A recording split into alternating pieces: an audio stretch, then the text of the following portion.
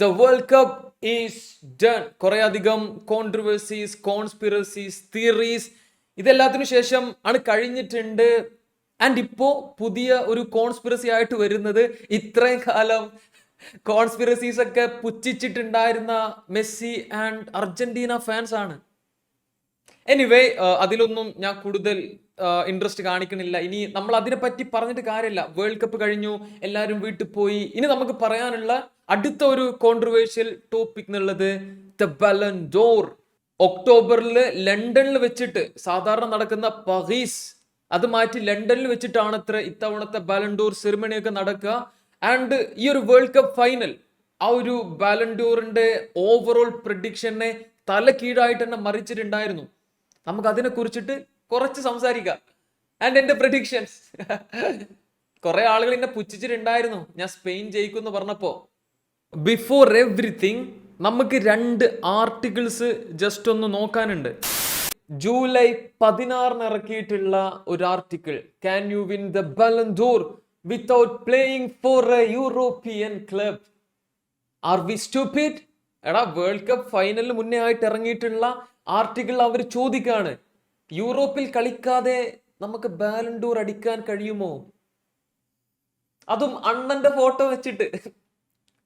ഇതെവിടുക്കാ പോണത് നമുക്കൊക്കെ നല്ല പോലെ അറിയാം. രണ്ടാമത്തെ ആർട്ടിക്കിൾ ജൂലൈ 20 വേൾഡ് കപ്പിന്റെ ഫൈനലൊക്കെ കഴിഞ്ഞതിന് ശേഷം ചോദിക്കാണ്, can you win the Ballon door without winning the world cup? Anyway, ഈ 2 ആർട്ടിക്കിൾസിനും വളരെ സുപ്രധാനമായിട്ടുള്ള ഒരു വാലിഡിറ്റി, അങ്ങനല്ല, വളരെ ഇമ്പോർട്ടൻസ് ഉണ്ട് കേട്ടോ. കാരണം ഇതിൽ പറയുന്ന കാര്യങ്ങൾ വെച്ച് കൂട്ടിയിട്ട് നോക്കുമ്പോഴാണ് നമുക്ക് ഇത്തവണത്തെ ബാലൻ ഡോർ വിന്നർ ആരാവുന്നുള്ള കാര്യത്തിൽ ഒരു ക്ലിയർ ആൻസർ കിട്ടുക. ആൻഡ് ഈ ഒരു വീഡിയോന്റെ ടൈറ്റിൽ തന്നെ ഞാൻ കൊടുത്തു, why Messi won't win the Ballon d'Or. World cup ഫൈനലിന്റെ കുറച്ച് ദിവസം മുന്നേ വന്ന ആദ്യത്തെ ആ ഒരു ആർട്ടിക്കിൾ വന്ന സമയത്ത് കുറെ അധികം ആളുകൾ പറഞ്ഞിട്ടുണ്ടായിരുന്ന ഒരു കാര്യം, ഇത് മെസ്സിക്ക് ആളുടെ 9ാമത്തെ ബാലൻ ഡോർ കൊടുക്കാനുള്ള പദ്ധതിയുടെ ഒരു സോഫ്റ്റ് ലോഞ്ചിങ് അല്ലേ എന്നുള്ള രീതിയിലാണ്. പക്ഷേ ആ ഒരു ആർട്ടിക്കിൾ നമ്മൾ ശരിക്കും വായിച്ചിട്ടുണ്ടെങ്കിൽ നമുക്കറിയാം, അതിൽ പറയുന്നത് യൂറോപ്പിൽ കളിക്കുന്ന ഒരു പ്ലെയർ അല്ലെങ്കിലും ബാലൻ ഡോർ നേടാനൊക്കെ കഴിയും, പക്ഷേ കമ്പാരിറ്റീവ്ലി അതിനുള്ള ചാൻസസ് കുറവാണ്. And it is difficult. World cup നടക്കുന്ന വർഷം വേൾഡ് കപ്പ് നേടാത്ത ഒരു പ്ലെയറിന് ബാലൻ ഡോർ നേടാൻ കഴിയുമോ? അതായിരുന്നു അവർ മുന്നോട്ട് വെച്ച 2ാമത്തെ ക്വസ്റ്റ്യൻ. ആൻഡ് അതിന് അവർ തന്നിട്ടുള്ള ഒരു ഉത്തരവുണ്ട്. അത് കാണുമ്പോൾ നമുക്ക് കുറെ അധികം ക്വസ്റ്റ്യൻസ് ഒക്കെ വരും.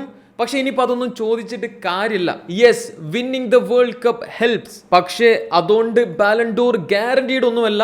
ബാലൻ ഡോർ ശരിക്കടിക്കണം എന്നുണ്ടെങ്കിൽ ആ ഒരു സീസണിലെ തന്നെ ബെസ്റ്റ് പ്ലെയർ ആവണം, അല്ലാതെ വേൾഡ് കപ്പിലെ ബെസ്റ്റ് പ്ലെയർ ആയാൽ മാത്രം പോരാ. ഇതാണ് അവരുടെ സ്റ്റേറ്റ്മെന്റ്. ഈ 2 ആർട്ടിക്കിൾസിനും നല്ല ഇമ്പോർട്ടൻസ് ഉണ്ട് എന്ന് ഞാൻ നേരത്തെ പറഞ്ഞു. പക്ഷേ എന്നെ സംബന്ധിച്ച് ഏറ്റവും വലിയൊരു ചേഞ്ച് ഈ ഒരു ബാലൻ ഡോറിന്റെ കാര്യത്തിൽ വന്നത് എപ്പോഴാണെന്നറിയോ? ആ ഒരു വേൾഡ് കപ്പിന്റെ ഫൈനൽ നടന്നപ്പോഴാണ്. ആ ഒരു ഫൈനൽ എങ്ങാനും അർജന്റീന ജയിച്ചിട്ടുണ്ടായിരുന്നെങ്കിൽ ഈ ആർട്ടിക്കിൾസിനൊന്നും ഒരു വില ഉണ്ടാവില്ല. ഓക്കെ, ഇപ്പോൾ നമ്മൾ പ്രിഡിക്ഷൻ മാർക്കറ്റും അല്ലെങ്കിൽ ബാക്കിയുള്ള പ്രിഡിക്ഷൻസ് ഒക്കെ എടുത്ത് നോക്കിയാൽ മെസ്സിക്ക് അത്ര വലിയൊരു റാങ്കിങ്ങോ അല്ലെങ്കിൽ ചാൻസസോ നമ്മൾ കാണുന്നില്ല. പക്ഷേ ആ ഒരു വേൾഡ് കപ്പ് ഫൈനൽ സ്റ്റാർട്ട് ചെയ്യുന്ന ആ ഒരു മൊമെന്റ് വരെ Messi was the front runner. ആളുകൾ ഇങ്ങനെ പറയായിരുന്നു, അയ്യോ ഇത് പിന്നെ മറ്റേ ഹാളൻഡ് മെസ്സി ആ ഒരു 2022-23 ബാലൻ ഡോർ പോലെയൊക്കെ ആവോ, അതോ ഇനിയും നമ്മൾ റോബറി എന്നൊക്കെ പറഞ്ഞ് കരയേണ്ടി വരുമോ, മെസ്സിക്ക് 9ാമത്തെ ബാലൻ ഡോർ കിട്ടാൻ പോവാണോ? ഇങ്ങനത്തെ കുറെ ക്വസ്റ്റ്യൻസ് നിൽക്കായിരുന്നു. അപ്പോഴും ഞാൻ ചിന്തിച്ചൊരു കാര്യം എന്താണെന്നറിയോ, ഈ ഒരു അർജന്റീന ടീമിനെ വെച്ച് മെസ്സി വേൾഡ് കപ്പ് അടിച്ചിട്ടുണ്ടായിരുന്നെങ്കിൽ ആള് എക്സ്പെഷ്യലി അതുവരെ ഉണ്ടായിരുന്ന ആളുടെ പെർഫോമൻസസ് ആൻഡ് നമ്പേഴ്സ് വെച്ചിട്ട് ആള് ബാലൻ ഡോർ അടിച്ചിരുന്നെങ്കിൽ ഒരു തരത്തിൽ അത് ഡിസേർവിംഗ് ആണെന്ന് ഞാൻ പറയുമായിരുന്നു. എനിക്ക് വലിയ കുഴപ്പമൊന്നും ഉണ്ടാവില്ല. എക്സ്പെഷ്യലി മറ്റ് ബാലൻ ഡോർ കാൻഡിഡേറ്റ്സ് എന്ന് പറയപ്പെടുന്ന കെയ്നിന് UCL ഇല്ല, വേൾഡ് കപ്പില്ല, എംബാപ്പയ്ക്ക് ട്രോഫീസ് ഇല്ല. ഇനി ചാമ്പ്യൻസ് ലീഗ് അടിച്ചിട്ടുള്ള ടൈപ്പ് ഓഫ് കാൻഡിഡേറ്റ്സ് ആണെങ്കിൽ അവരാരും വേൾഡ് കപ്പിൽ അത്ര നല്ല പെർഫോമൻസ് നടത്തിയിട്ടില്ല. സോ എല്ലാവർക്കും ഓരോ തരത്തിലുള്ള വീക്ക്നെസ്സസ് ഉണ്ടായിരുന്നു. മെസ്സിയെ സംബന്ധിച്ച് ആള് ഈ പറഞ്ഞ മറ്റ് കാൻഡിഡേറ്റ്സിനെക്കാളും വളരെ ലോവർ ആയിട്ടുള്ള ഒരു ലീഗിലാണ് കളിച്ചത് എന്നുണ്ടെങ്കിൽ പോലും ആളുടെ അവിടുത്തെ നമ്പേഴ്സ് ആണെങ്കിലും അവിടുത്തെ അക്ലേഡ്സ് ആണെങ്കിലും ഈ സീസണിലെ കാര്യം നോക്കുമ്പോൾ it was really good. Again world cup എന്നുള്ള ഒരു സാധനം മെസ്സിയുടെ കിഡ്ലൻ പെർഫോമൻസിൽ സ്പെയിനിനെ തോൽപ്പിച്ച് അർജന്റീന നേടുമ്പോഴുള്ള ഒരു കാര്യമാണ് കേട്ടോ ഞാൻ പറയേണ്ടത്. അത് നടക്കാത്തതുകൊണ്ട് തന്നെ ഇപ്പം എല്ലാവർക്കും ഭയങ്കര കൺഫ്യൂഷനായി. ഇനി ആർക്കാണ് ഏറ്റവും കൂടുതൽ ഈ ഒരു ബാലൻഡോറിനുള്ള സാധ്യത എന്നൊക്കെ ആലോചിച്ചിട്ട്, ഇത്രയും ഓപ്പൺ ആയിട്ടുള്ള ഒരു ബാലൻഡോർ മെസ്സി റൊണാൾഡോ ഇറക്ക് മുന്നെയാണ് ഇതിനു മുന്നേ ആളുകൾ കണ്ടിട്ടുള്ളത്. നമ്മൾ നോക്കുമ്പോൾ ഈ പറഞ്ഞ ഫ്രണ്ട് റണ്ണേഴ്സ് ആയിട്ടുള്ള അല്ലെങ്കിൽ എന്തെങ്കിലുമൊക്കെ ചാൻസ് ഉള്ള എല്ലാവർക്കും ഒരു ടൈപ്പ് ഓഫ് വീക്ക്നെസ് ഉണ്ട്. യമാലിനെ നോക്കുമ്പോൾ നമ്മൾ എക്സ്പെക്ട് ചെയ്ത ടൈപ്പ് ഓഫ് ഒരു വേൾഡ് കപ്പ് ആളുടെ ഭാഗത്ത് നിന്ന് ഉണ്ടായിട്ടില്ല. ഈവൻ തോ സ്പെയിൻ വോൺ.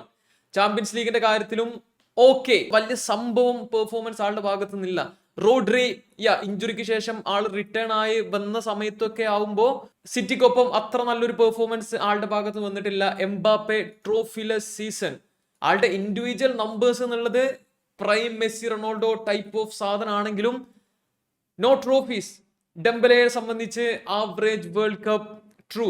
ഒലീസെ കുറെ അസിസ്റ്റും കാര്യങ്ങളൊക്കെ ഉണ്ടെങ്കിലും വെൻ ഇറ്റ് മാറ്റേഡ് വേൾഡ് കപ്പിന്റെ ആ ഒരു ഫൈനൽ ഫേസില് ആൾ അത്ര ഇമ്പാക്ട് ഒന്നും ഉണ്ടാക്കിയില്ല. And obviously champions league PSG ആണല്ലോ നേടിയത്, നോട്ട് ബയേൺ. കെയ്നിന്റെ കാര്യത്തിലും no champions league, no world cup. PSG ഒരു റൊട്ടേഷൻ പ്ലെയർ ആണ്. സോ ക്ലബ് കരിയർ എന്നുള്ളത് ഒരു വലിയ സംഭവം ഒന്നല്ല. മെസ്സി MLS, അതാ ഞാൻ പറഞ്ഞത്, വേൾഡ് കപ്പ് അടിച്ചിട്ടുണ്ടായിരുന്നെങ്കിൽ ഈ MLS എന്നുള്ള ഫാക്ടർ നമ്മൾ മറക്കേണ്ടി വന്നിട്ടോ. പിന്നെ നമ്മൾ ആ ഒരു നമ്പർ മാത്രമേ കാണുള്ളൂ. കൊറഡോന വേൾഡ് കപ്പിലുള്ള പാർട്ടിസിപ്പേഷനേ ഇല്ല. CR7 bombastic side eye.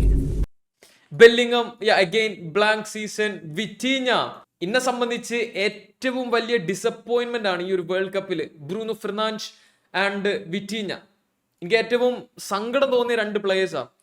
ചുരുക്കി പറഞ്ഞാൽ ഇത്രയും ആളുകളെ കാണിച്ചാൽ പോലും നമുക്കൊന്ന് ചൂണ്ടിയിട്ട് ഇവൻ അടിക്കുന്നതാണ്, ഇവന് ബാലൻഡോർ കിട്ടുന്നതാണ് ഏറ്റവും ബെസ്റ്റ് എന്ന് നമുക്കത് പറയാൻ പറ്റില്ല. അങ്ങനത്തെ ഒരു സിറ്റുവേഷനാണ്. ആസ് ഓഫ് നൗ നമ്മൾ പ്രിഡിക്ഷൻ മാർക്കറ്റ്സ് എടുത്ത് നോക്കുകയാണെങ്കിലും ബാലൻഡോർ റാങ്കിങ്സ് പല വെബ്സൈറ്റിന്റെയും പല പേജസിന്റെയും ബാലൻഡോർ റാങ്കിങ്സ് നോക്കുകയാണെങ്കിലും 3 പ്ലേയേഴ്സിനാണ് കൂടുതൽ ഒരു ചാൻസ് അവർ കൊടുക്കുന്നത്. Kylian Mbappe the dictator. എന്തോ കാര്യത്തിന് ലമീനോ യമാലു അവിടെ വരുന്നുണ്ട്. And obviously Harry Kane. World cup അടിച്ചു എന്നുള്ള ഒരു കാരണം കൊണ്ട് യമാലിന് ബാലൻഡോർ കിട്ടണം എന്ന് പറഞ്ഞ് ഒരാളും ഇങ്ങോട്ട് വരണ്ട. ഓക്കെ, ഞാൻ സമ്മതിച്ചു തരൂല.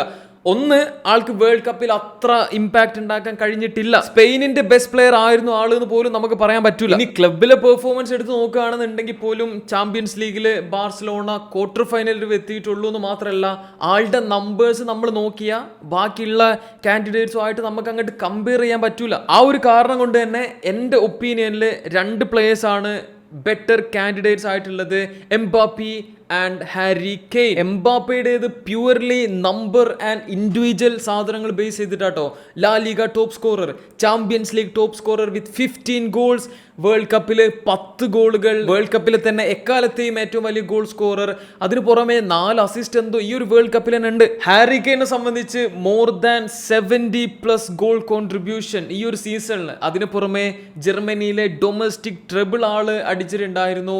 പ്ലസ് എംബാപ്പയുടെ ഫ്രാൻസിനെ തോൽപ്പിച്ച് വേൾഡ് കപ്പിലെ ആ ഒരു 3rd പ്ലേസും ആൾ കളിച്ച ടീം നേടി. ഇവർക്ക് 2 ആൾക്കും ഒരു മുൻതൂക്കം വരാനുള്ള മറ്റൊരു ഫാക്ടറായിട്ട് പറയപ്പെടുന്നത് എന്താണെന്നറിയോ? കുറേ അധികം സ്പാനിഷ് പ്ലേയേഴ്സ് നോമിനീസിൽ ഉണ്ടാവും, അതുപോലെ PSG പ്ലേയേഴ്സും അവിടെ ഉണ്ടാവും. അതുകൊണ്ട് തന്നെ അവർ തമ്മിൽ ഒരു ക്ലിയർ വിന്നർ എന്നുള്ള ഒരു സംഭവം ഇല്ലാത്തത് കൊണ്ട് തന്നെ വോട്ടുകൾ നല്ലോണം സ്പ്ലിറ്റായി പോകാനുള്ള ചാൻസസ് ഉണ്ട്. പിന്നെ ഉള്ള ഈ 2 ആളുകൾ എംബാപ്പി ആൻഡ് കെയ്ൻ, അവരുടെ മുന്നിൽ ഏറ്റവും ഒരു ബെസ്റ്റ് ഓപ്പർച്യൂണിറ്റി ആയിട്ട് മാറിയിരിക്കുകയാണ് മെസ്സി വേൾഡ് കപ്പ് അടിക്കാത്തത്. എന്തായാലും നിങ്ങളുടെ ബാലൻഡോർ പ്രെഡിക്ഷനും ഈ പറഞ്ഞ കാര്യങ്ങളെ പറ്റിയിട്ടുള്ള ഒപ്പീനിയൻസ് ഒക്കെ കമന്റ് ചെയ്യുക. And my prediction, Harry Kylian Dictador, Kylian Dictador.